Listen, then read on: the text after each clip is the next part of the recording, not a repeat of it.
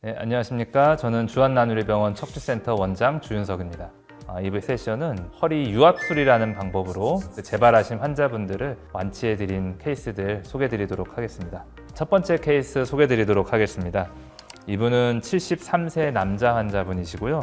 이 오른쪽 5번째 신경 구멍에 디스크가 파열이 돼서 신경 구멍에서 이제 신경이 좀 낑겨 있는 소견이 보입니다.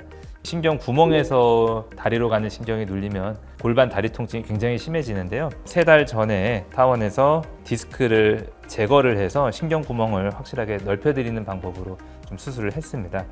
네, 이분 같은 경우에 좀 잘 지내시다가 2달이 경과하셨을 때 두둑하는 허리에 이제 소리가 나면서 다리 통증이 좀 다시 발생했습니다.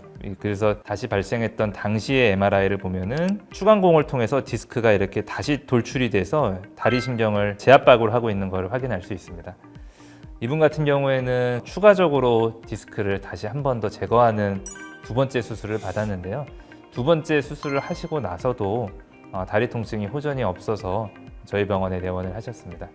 이런 추간공에서 보통 디스크가 파열이 된 경우에는 체중 때문에 높이가 감소하면서 속에 있는 디스크가 다시 돌출하는 경우들이 굉장히 많이 발생합니다. 그래서 이런 경우에는 반복적으로 디스크를 제거하는 것보다는 유압술이라는 방법으로 수술하는 게 가장 확실하고 결과가 좋은 방법이라고 판단이 됩니다. 이 유압술이라는 방법은 위와 아래의 뼈를 나사로 고정을 하고 두 뼈에서 발생하는 허리 통증과 다리의 통증을 영구적으로 통증을 사라지게 하기 위해서 뼈 사이에 인공뼈를 심어 놓는 방법입니다.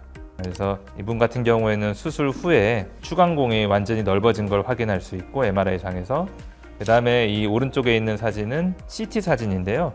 보시다시피 이 윗뼈와 아랫뼈 사이에 뼈 기둥을 심어 놓으면은 3개월, 4개월, 5개월 지날수록 골진이 나와서 위아래가 단단하게 붙습니다.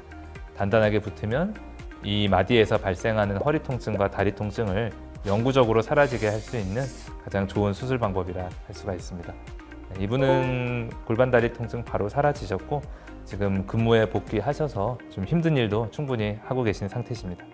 유압술을 하고 난 이후에도 통증이 영구적으로 사라지지 않고 허리 통증과 골반 통증을 계속 호소하시는 경우가 있습니다. 그런 경우에는 대부분 삽입한 인공뼈가 충분히 붙지 않기 때문에 허리가 덜그덕거리는 게 잔존하는 경우인데요. 이분 같은 경우에는 지금 엑스레이를 보면은 4번 뼈와 5번 뼈와 우리가 천추 1번에 유압술을 받으셨는데 중간중간에 나사가 좀 부러져 있는 것을 확인할 수 있습니다. 나사가 부러졌다는 거는 삽입한 인공뼈가 붙지 않았기 때문에 척추뼈가 흔들린다는 얘기고요. 이거는 이제 CT 사진입니다. 허리를 앞에서 봤을 때 삽입했던 인공뼈가 유압되어 있지 않고 거의 흔적만 남아 있을 정도로 인공뼈가 다 녹아서 유압이 되지 않아 있음을 확인할 수 있습니다. 그래서 이분 같은 경우에는 기존에 삽입되어 있는 인공뼈는 그대로 놔두고 옆쪽에 빈 공간을 통해서 추가적인 인공뼈를 견고하게 좀 재삽입을 하였습니다. 그래서 수술 후 사진을 보면은 기존에 있는 인공뼈는 놔두고 빈 공간에 아주 견고한 인공뼈를 충분히 좀 삽입을 하였고요.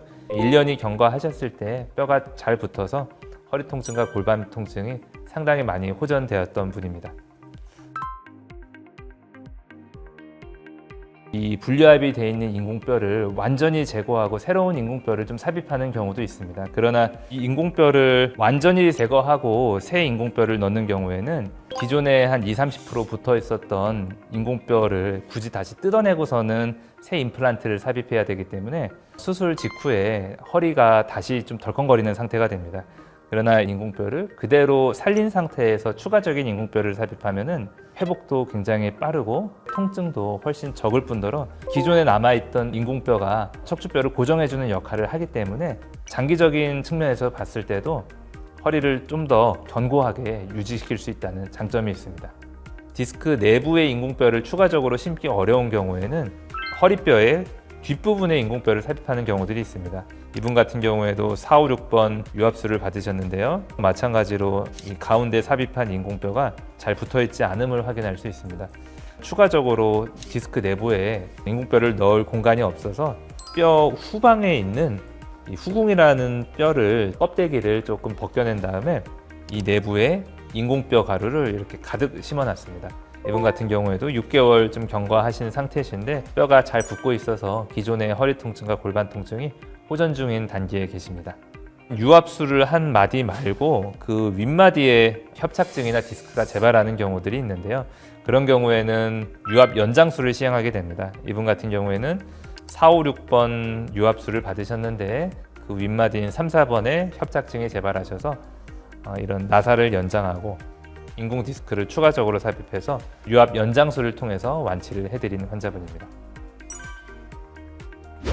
이 유압술이란 게 환자분들한테 허리에 나사를 고정한다는 측면에서 부담스러울 수도 있는 치료 방법인데 국내 대학병원뿐만 아니라 의학 선진국에서도 가장 많이 시행하고 가장 결과가 좋은 치료 방법이고 그 해당 마디에서 발생하는 허리 통증과 다리 통증을 영구적으로 사라지게 한다는 측면에서 아주 좋은 치료 방법이므로 이런 반복적인 허리 디스크, 허리 협착증이 재발하시는 분들은 방문해 주신다면 정확히 진료하고 진단해 드리도록 하겠습니다.